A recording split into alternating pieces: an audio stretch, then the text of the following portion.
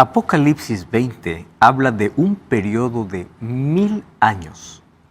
Por eso conocemos ese periodo como el milenio. ¿Ya escuchaste hablar acerca del milenio? ¿Qué cosa es lo que sucederá durante el milenio? ¿Cuándo ocurrirá? ¿Por qué será necesario un periodo de 1000 años? ¿Qué actividades harán los salvos en el cielo? ¿Qué sucederá aquí en la tierra? Esta pregunta y otras más responderemos aquí en nuestro programa. Bienvenido, está comenzando Biblia Fácil y nos alegra como siempre tenerte allí del otro lado. Y aquí estamos con Biblia en mano para juntos sumergirnos en ese océano maravilloso de promesas que Dios tiene para todos aquellos que le aman. Me alegra poder saludarte, abrazarte en la distancia y gracias a Dios porque la tecnología nos permite acortar tanta distancia, unirnos en un momento especial como este para poder juntos comprender el plan que Dios tiene para nuestra vida. Oramos para que tú puedas ser siempre bendecido, consolado, fortalecido y no importa la circunstancia por la cual estás pasando, que pueda siempre tu fe sostenerte en los momentos de mayores crisis en la vida. Recordando que todo esto pasará. Las cosas en este mundo son transitorias, son temporales, solo que soñamos con algo que es eterno. Y eso es lo que veremos hoy aquí en nuestro programa. Bienvenido. Y bienvenidos amigos, estamos llegando ya a la recta final de nuestro estudio sobre En Busca de la Verdad. Y hoy vamos a hablar sobre un tema súper relevante, interesantísimo como es el milenio. Y antes de poder entrar al tema del milenio, vamos una vez más a ofrecer este curso bíblico que está disponible y es totalmente gratis para todos aquellos que lo desean. 15 capítulos que sin duda te van a ayudar mucho en la comprensión de la palabra de Dios. Lo que tienes que hacer es solicitarlo a nuestro WhatsApp, más 5512-9810-1460, o ingresar a nuestro sitio web estudielabiblia.com. Solicítalo, es totalmente gratis. Muy bien, vamos a hablar acerca de el milenio. Vamos a abrir la Biblia y antes de abrir la Biblia vamos a pedir la dirección de Dios. Oramos. Querido Dios, estamos una vez más con felicidad, con alegría para poder abrir tu palabra. No queremos solo leerla, queremos estudiarla. Queremos escudriñarla. Eso significa poder escarbar hasta encontrar el tesoro. Queremos soñar con aquellas promesas que pronto serán una realidad. Y hoy queremos que aquella esperanza pueda brillar en nuestro corazón, oscurecido por las sombras del pecado, por las sombras del dolor, de la tristeza, por las circunstancias difíciles que podemos pasar. Y hoy queremos recordar una vez más que en tu palabra hay lindas promesas de que todo esto pasará, tendrá un final y ese final ya está descrito en tu palabra. Danos tu bendición para poder comprenderla. Ilumínanos en el nombre de Jesús. Amén. Hoy hablaremos sobre el milenio. Saben que el milenio es uno de los temas poco hablados y justamente porque presenta por lo menos 3 verdades interesantes en el milenio. La primera verdad es que el milenio es un periodo de tiempo real que lo describe la Biblia. ¿Y dónde está descrito el milenio? Está en Apocalipsis capítulo 20. Lo primero que debemos entender es por qué el milenio es literal cuando está escrito en Apocalipsis, que en su mayoría este libro, por ser profético, es simbólico. ¿Cómo yo puedo creer que el milenio es literal si Apocalipsis es un libro simbólico? No el 100%, pero hay un 90% de simbolismos. Y eso es lo que tiene la profecía, ¿no? La profecía hace que la verdad pueda ser encubierta para que solamente aquellos que se sumergen en la palabra puedan entenderla. Jesús mismo hacía eso con las parábolas. Los discípulos un día le preguntaron, ¿por qué hablas en parábolas? Y Jesús dijo, para aquellos que viendo no vean y escuchando no entiendan. ¿Qué significaba eso? Aunque era tan claro para aquel que tenía disposición de entender, era tan oscuro y velado para aquel que tenía el corazón cerrado. Las profecías fueron escritas en símbolos por lo menos por 3 razones. La primera razón es para que el texto pueda ser preservado, porque gran parte de las profecías ya apuntaban a la realidad del tiempo en que estaban viviendo los emperadores y bajo el Imperio Romano, obviamente, cuando Juan escribe el libro de Apocalipsis. Si este texto hubiese llegado a manos del emperador o de su séquito o sus colaboradores, ese texto no hubiese avanzado, hubiese sido destruido. Pero como no entendían nada, estaba bajo símbolos, pues era un texto más para ellos. La segunda razón justamente es para que todo cristiano pueda sumergirse en el estudio de la profecía. Para entender la profecía hay que entenderlo en un contexto de toda la Biblia. No se puede entender la profecía solamente tomando el versículo, porque la profecía tiene símbolos y los símbolos son descifrados en toda la Biblia. Y la última razón es que las profecías nos muestran un futuro, y ese futuro, para poder entenderlo, obviamente tiene no enigmas, sino algunas llaves, y esas llaves lo encontramos ya sea en el mismo texto o ya sea en toda la palabra de Dios. Ahora, en el libro de Apocalipsis encontramos muchos símbolos. Encontramos que la iglesia es representada por una mujer, que Jesús es representado en Apocalipsis por 28 títulos. Jesús es el buen pastor, Jesús es la luz, Jesús es el novio, Jesús es el esposo, Jesús es el león de la tribu de Judá, Jesús es Miguel, Jesús aparece con títulos diferentes. ¿Cómo aparece Satanás? No aparece como Satanás directamente, aparece como dragón. ¿Cómo aparecen los poderes antagónicos, los poderes que se levantan contra el pueblo de Dios? Como bestias. ¿Cómo aparecen los reinos? Como cuernos. ¿Cómo aparece? Todo tiene un simbolismo. ¿Cómo aparece la gente? No aparece como personas, aparece como mar. Ahora, como Apocalipsis está lleno de simbolismos, es posible que todo querramos interpretarlo bajo símbolo. Sin embargo, el milenio no es simbólico. ¿Y por qué no es simbólico? Vamos al versículo 4 y al versículo 5. Primero, para descifrar por qué el milenio es un periodo literal y no simbólico. Apocalipsis capítulo 20, versículo 4. Dice así: y vi tronos, se sentaron sobre ellos los que recibieron facultad de juzgar, y vi las almas de los decapitados por causa del testimonio de Jesús y por la palabra de Dios, los que no habían adorado a la bestia ni a su imagen, y no recibieron la marca en sus frentes ni en sus manos, y vivieron y reinaron con Cristo 1000 años. Muy bien. ¿Qué sucede aquí? Versículo 5. Pero los otros muertos no volvieron a vivir hasta que se cumplieron 1000 años. Esta es la primera resurrección.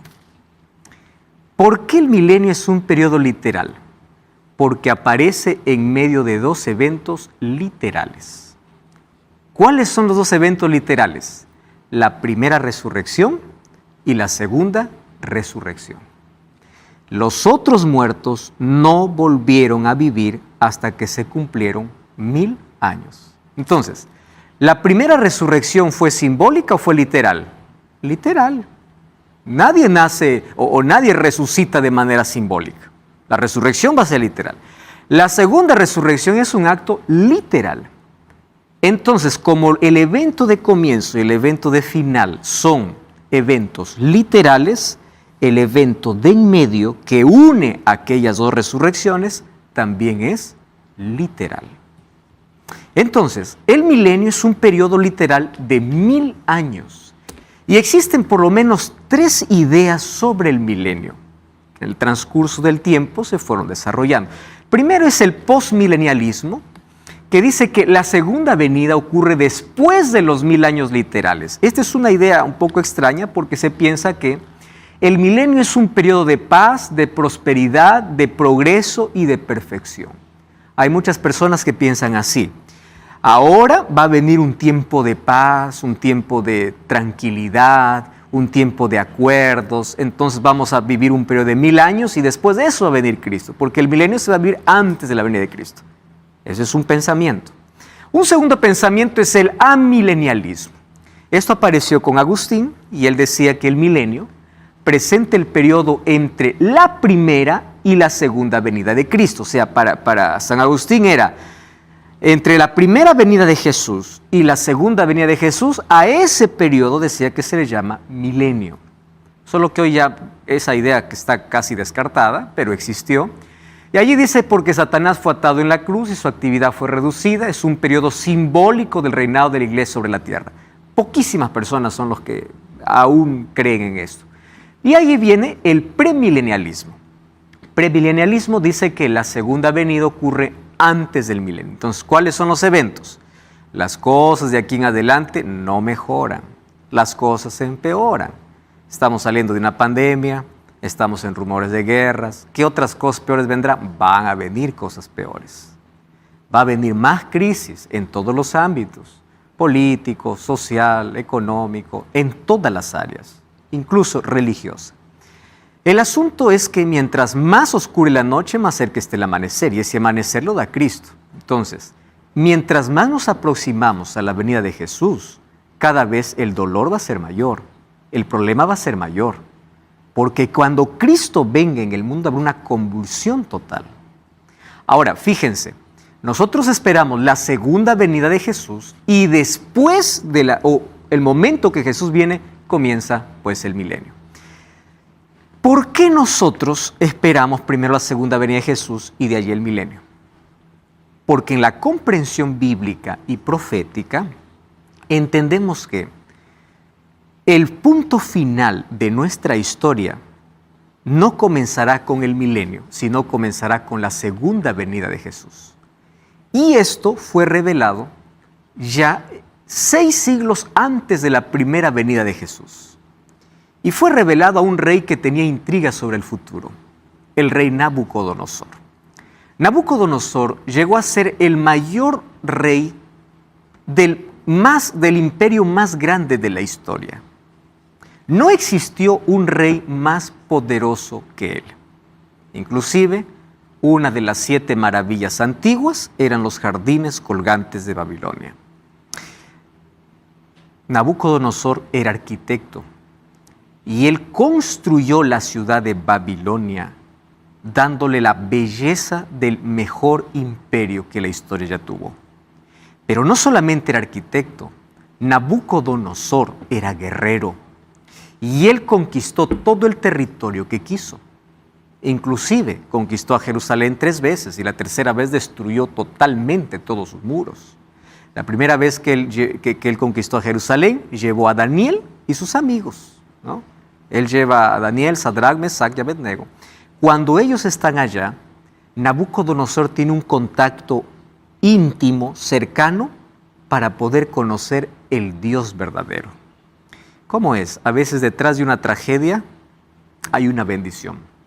Miren, Daniel fue llevado como esclavo, pero cuando llegó para Babilonia, fue el instrumento de Dios para mostrar a todo el imperio quién es el verdadero Dios. No solo Daniel, también sus amigos. Un día tuvo un sueño y ese sueño lo perturbó. ¿Mas por qué perturbó el sueño a Nabucodonosor? Porque para nosotros, sueño es sueño. Si tú no te acuerdas de un sueño, ¿cuál es el problema? Pero para la mente de ese tiempo, de Babilonia, era que cuando tú no te acordabas de tu sueño, es porque tus dioses estaban enojados contigo. Por eso es que esa creencia le llevó a Nabucodonosor a desesperarse y a querer saber por qué no se acordaba del sueño. Y allí manda llamar sus magos, astrólogos, adivinos, todos ellos para que adivinen qué soñó. Nadie lo pudo adivinar. Apareció Daniel, estoy resumiendo la historia, y allí le dice Daniel, tú soñaste lo siguiente. Una estatua, le dice, que tenía 4 metales diferentes. La cabeza era de oro, los pechos y los brazos de bronce o de plata, las piernas de bronce y las piernas de hierro, los pies hierro con barro cocido. Esa estatua que Nabucodonosor soñó representaba a la humanidad. ¿Cómo es que pasaría por diversos imperios hasta llegar a los pies? ¿Qué cosa es lo curioso de este sueño? es que cuando Nabucodonosor contempló los pies que estaban mezclados entre hierro y barro cocido, dice que una piedra fue arrancada no con mano de hombre. Y esa piedra hirió los pies, y al herir los pies, toda la estatua cayó. Y de esa piedra se formó una gran montaña que representaba el reino eterno de Dios. ¿Qué cosa estaba mostrando Dios a través de la profecía? Que la historia humana solamente tendría 4 imperios y el último imperio sería el suyo. Y allí nosotros vemos cómo la historia confirma lo que la profecía dice, porque la profecía es un adelanto de la historia. Eso es lo bonito, ¿no? La historia va a venir detrás para confirmar lo que la profecía ya mencionaba. Y nosotros encontramos que el periodo más brillante de la humanidad, pues lo tuvo Babilonia.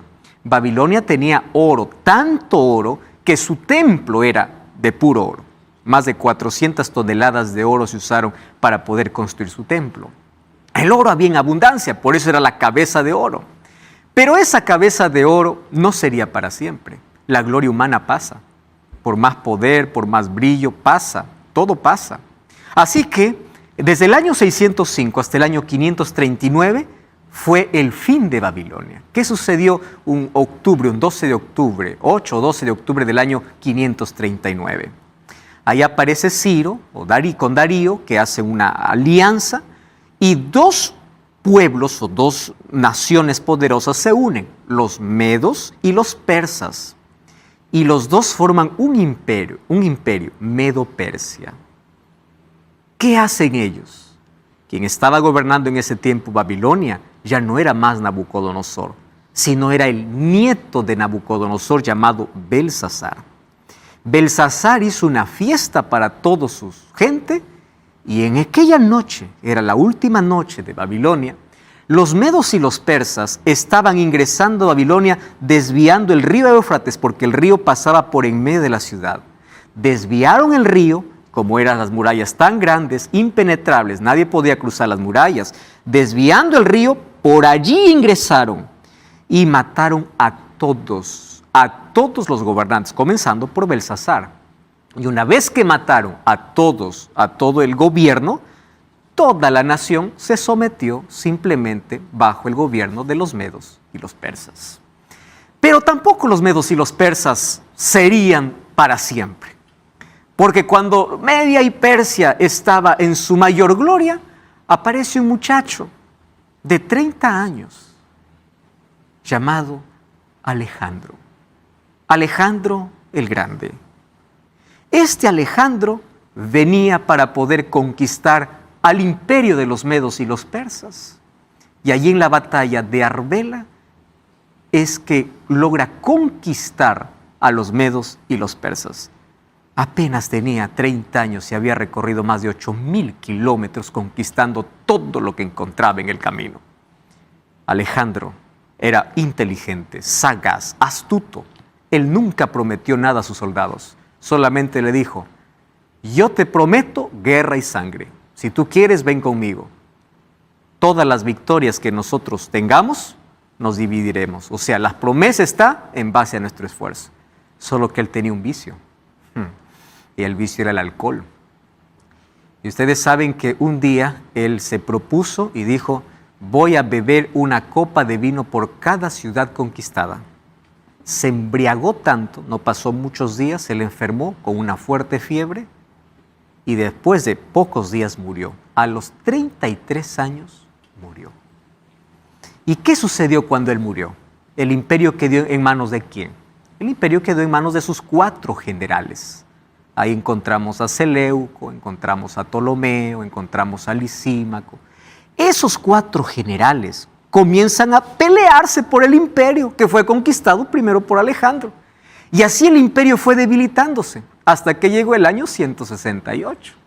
Y en el año 168 vino el imperio más cruel de la historia. ¿Qué imperio? Romano. Y en la batalla de Pydna, ellos ganan, vencen a los griegos. Aunque los griegos hasta ahora todavía tienen una influencia, ¿no? La filosofía griega dominó literalmente el mundo. Y de allí aparecieron los grandes filósofos. La filosofía griega hasta hoy tiene es la base de muchas universidades, de muchas materias, en fin. Ahora fíjense, en el año 168 comienza el imperio más cruel, romano, con los Césares, con los emperadores. Más cruel. En la Biblia luego será representado por una bestia terrible. Y es representado ¿por qué? Por el hierro, dureza, firmeza. Eran crueles. Bajo el imperio romano, Cristo nació y murió. Los romanos eran crueles para castigar. Ellos se copiaron de los asirios la crucifixión. Para ellos crucificar, la crucifixión de Jesús era un acto más, porque no era la primera. Ellos crucificaban todos los días. Así que los soldados que crucificaban, ellos estaban acostumbrados a hacer eso. Cadáveres habían por todo lado. Todo aquel que se rebelaba contra el imperio, todo aquel que hablaba mal en contra del emperador, era muerto, era aniquilado. Solo que tampoco ese imperio, por más fuerte que sea, iba a durar para siempre. Valeria. Pastor, ¿por qué Jesús fue clavado con clavos y los otros no? Yo vi, he visto documentales y demás, que las otras crucificaciones, no me sale la palabra. Crucificación. Eso. No, solamente se los ataban, no se los clavaba. Porque es que había varias maneras en sí de poder causar el martirio. La idea de la crucifixión era hacer que la persona no pueda morir instantáneamente, sino que pueda morir lentamente, con dolor, y nadie podría ayudarlo. Las personas crucificadas podrían estar incluso semanas colgados con vida, bajo la inclemencia del sol del día y del frío en la noche. Llegaba un momento en que ellos clamaban para que los soldados le maten, pero no lo podían matar. Pero en cambio Jesús murió en apenas 6 horas. ¿Por qué razón? Ningún hueso fue quebrado. Antes quebraban los huesos para que muera más rápido, todo ese dolor. La idea de la crucifixión era causar el mayor dolor posible. Nosotros no tenemos un registro exacto de cómo fueron crucificados los 3. Lo que sí sabemos es que la crucifixión fue real y fue traspasado. ¿Correcto? Muy bien, el mayor imperio o el imperio más cruel dijimos que era Roma. Pero este imperio fue desde el año 168 a.C. hasta el año 476 después de Cristo. ¿Qué sucede? A partir del año 350, el imperio romano comienza a debilitarse. Constantino comete un error. Llevar la sede del imperio a una ciudad al cual él llama Constantinopla. Y a partir de allí comienza a debilitarse el imperio. Aparecen otros emperadores, obviamente. Y en el año 476 estaba como emperador Rómulo Augusto. Rómulo Augusto, aun cuando tenía tanto poderío, nunca se imaginó que su imperio sería dividido por 10 tribus bárbaras. ¿Por qué se llamaban bárbaras? Porque ellas balbuceaban, porque ellas eran extranjeras. Eran 10 tribus extrañas que comenzaron a minar todo el imperio y a dividirse territorio, hasta que un día Odoacro enfrenta a Rómulo Augusto y Rómulo Augusto coloca su corona ante Odoacro y las 10 tribus bárbaras dividen el imperio. De esas 10 tribus bárbaras, 3 desaparecen en la historia, 7 continúan. De allí, ¿qué cosa nace? Europa, Francia, Alemania, España, Portugal, todo nace de ahí, Suiza, todo nace de esa división del Imperio Romano. Después hubieron todos los intentos para que se levante un nuevo imperio. Carlos Magno, Napoleón Bonaparte, cuando estaban a punto de lograrlo, morían. ¿Por qué? La palabra de Dios dice que no habrá un quinto imperio humano. El quinto imperio será divino. ¿Y nosotros en qué parte de la historia estamos? En los pies. Porque los pies, al decir que tiene hierro con barro cocido, ¿saben lo que está diciendo? Que hay naciones fuertes y débiles. Estamos en el final. ¿Qué cosa estamos esperando? Solo que la piedra pueda caer. Ahora, solo que Roma dejó de existir como la parte imperial, pero después de Roma apareció un poder que salía de Roma y se sentó en el trono del César.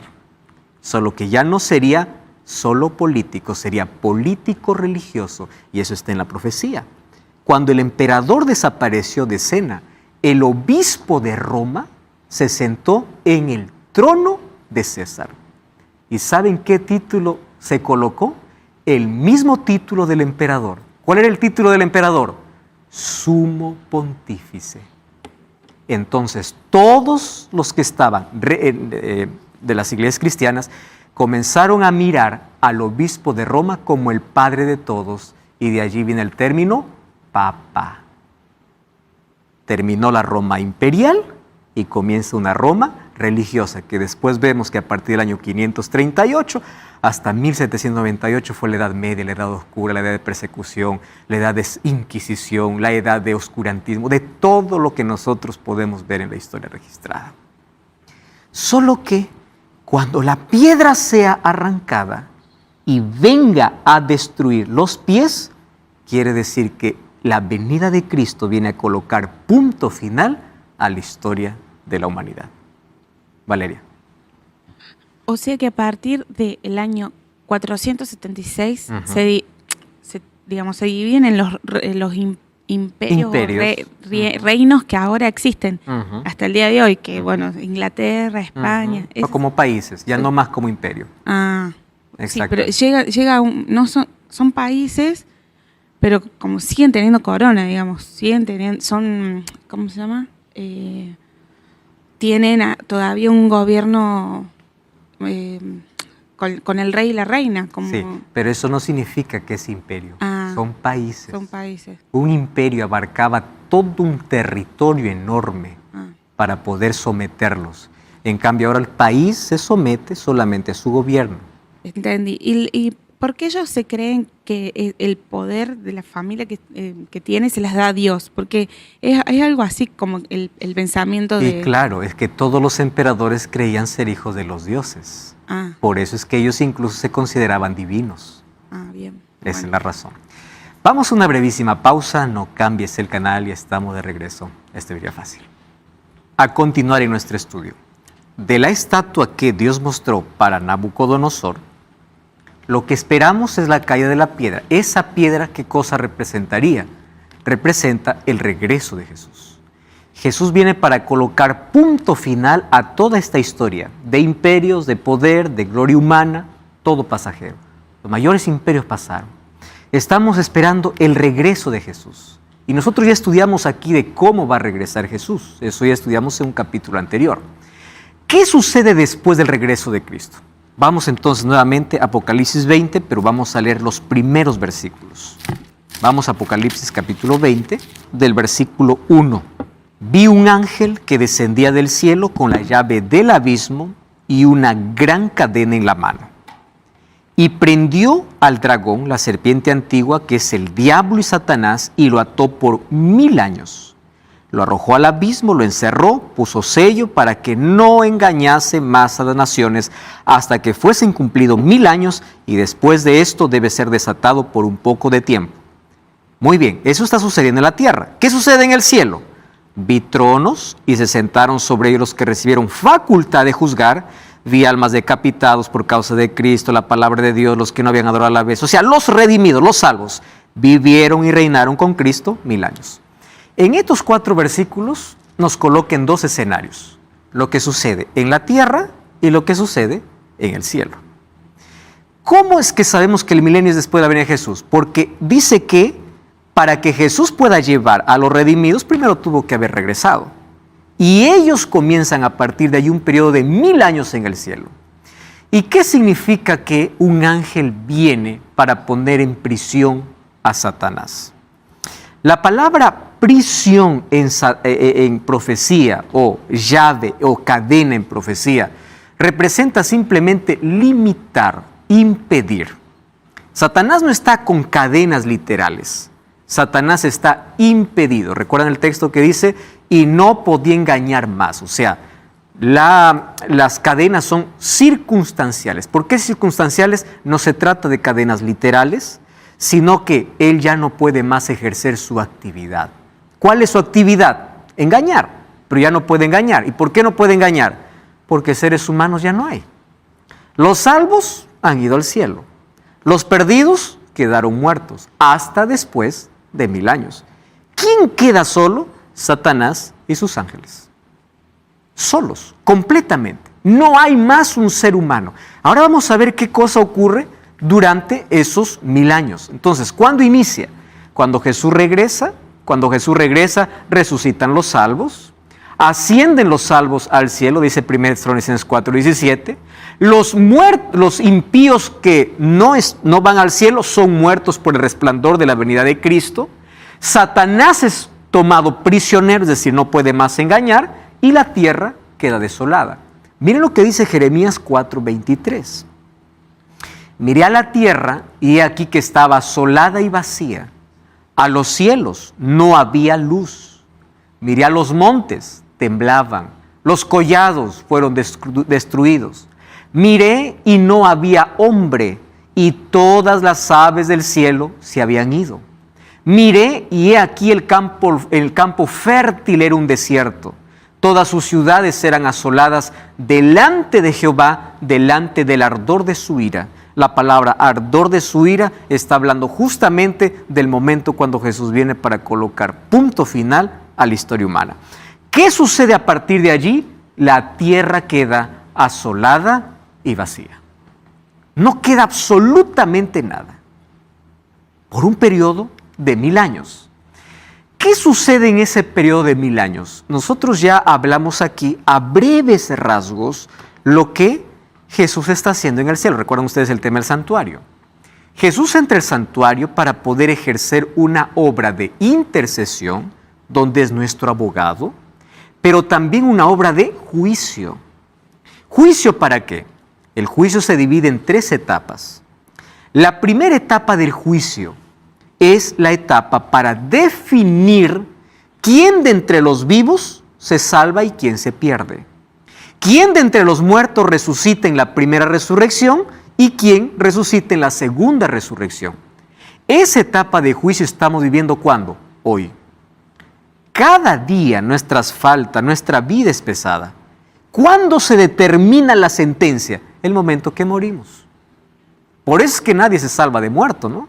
No hay misa que salve, no hay oración que salve, porque la salvación es un asunto de elección en vida.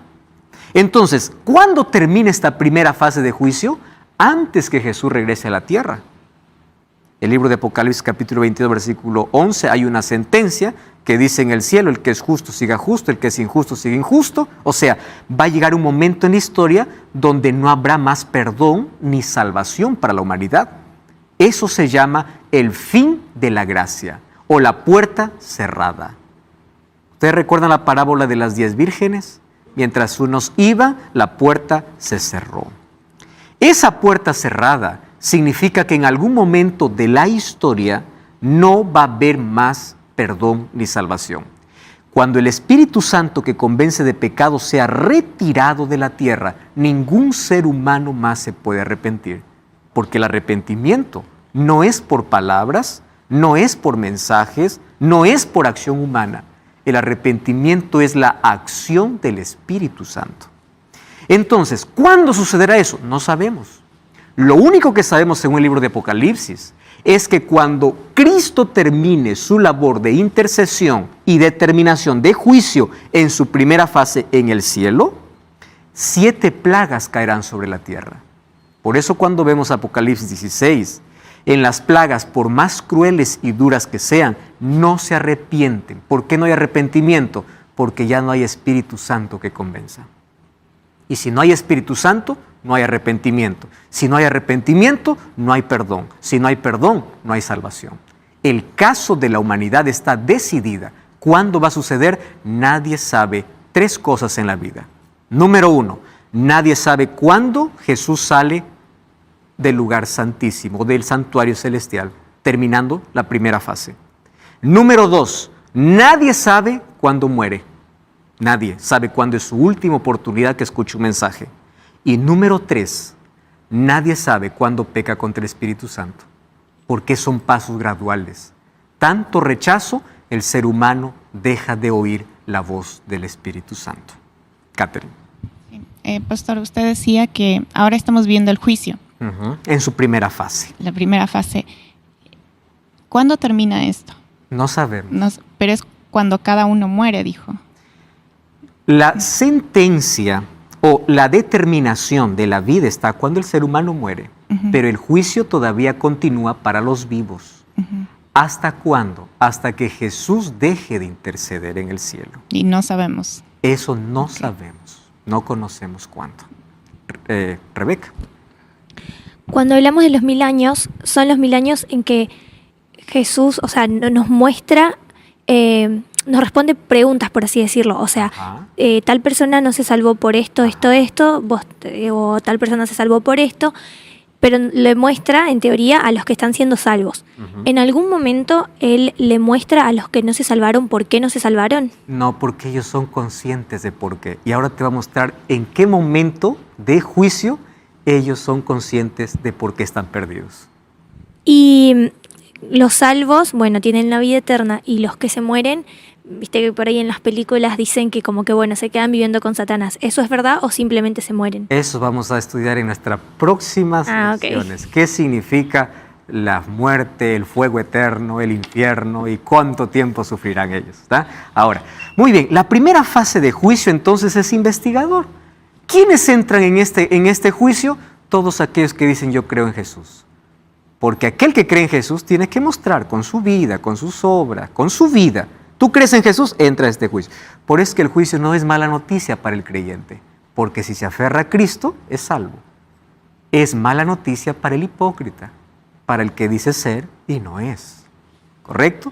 Entonces, ahí viene la segunda fase de juicio. ¿Cuál es la segunda fase de juicio?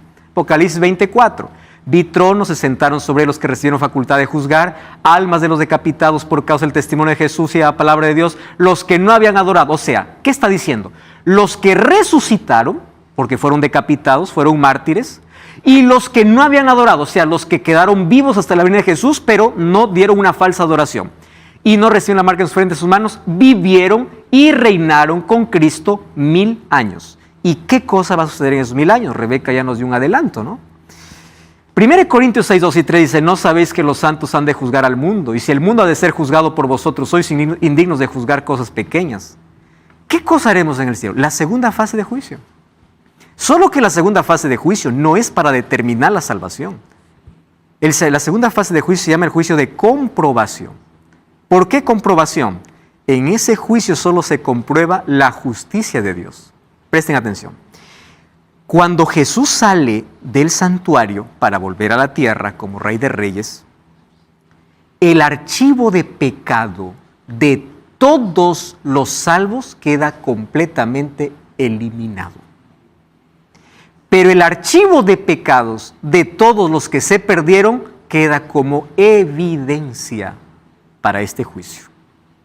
¿Cuál será la mayor sorpresa en el cielo? Personas que yo esperaba ver no están.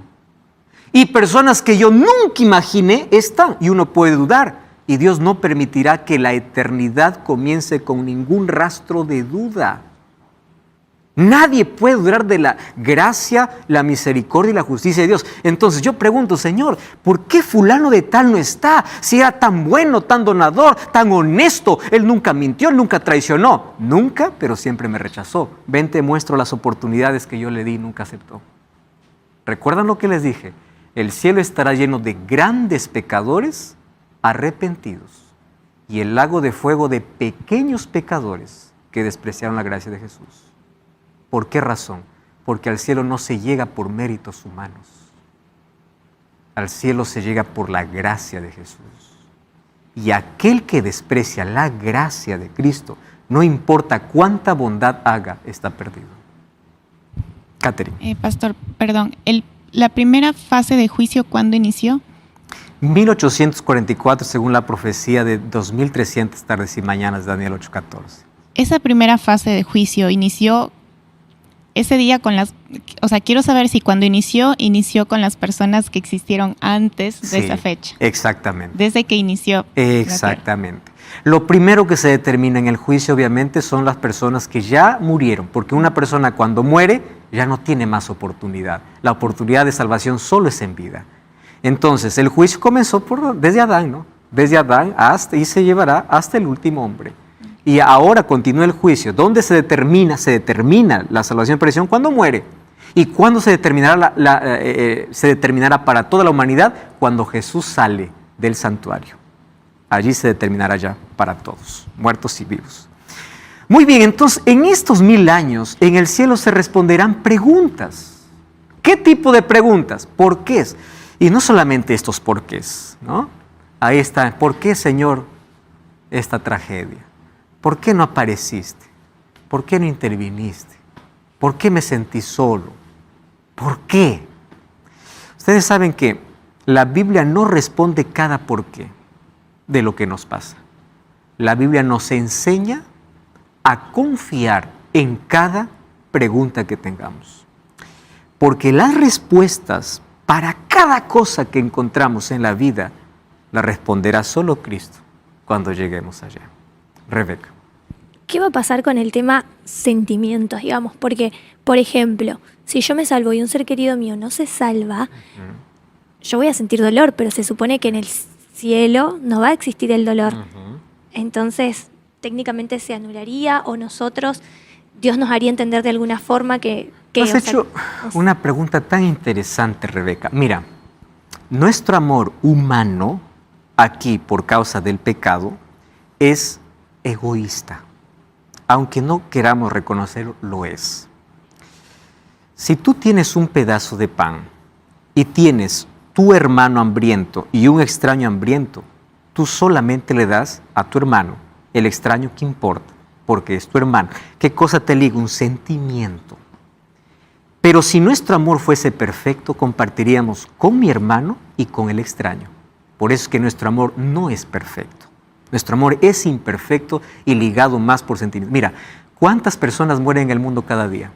Tú lloras solamente por quien conociste. No lloras por aquel que no conociste, porque no hay algo que te conecta. ¿Tú sabes cuál será el último grito de dolor para ser humano cuando Jesús venga y vea que, por ejemplo, los que se salvan, las tumbas de sus seres queridos no se abrieron? Será el último grito de dolor, como el grito de felicidad por aquellos que resucitaron. O sea, el día de mayor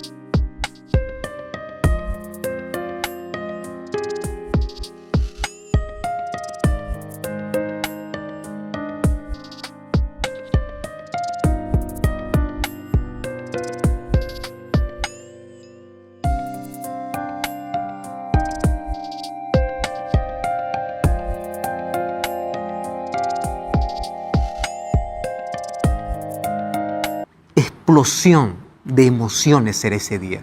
Primero, ves a Jesús, pero aquel que está perdido tiene la emoción de huir, de poder ver a alguien que perdiste y ahora lo ves resucitado. La emoción, pero también el dolor de ver que alguien no resucitó. A partir de allí, cuando las familias sean reunidas y vayamos al cielo, cuando seamos transformados, nuestra familia ya no será aquella de sangre. Nuestra familia serán los redimidos. Por eso es que en la tierra nueva, a pesar de que habla que habrán casas, hogares y familias, ya no consideraremos solo la familia de sangre como familia. Todos seremos una sola familia. Y el sentimiento de amor y de compasión ya no será por algunos, será como Dios ama a todos, completamente. Y Dios curará inmediatamente nuestras heridas, cubrirá nuestras ausencias y tendremos una eternidad de felicidad. Catherine.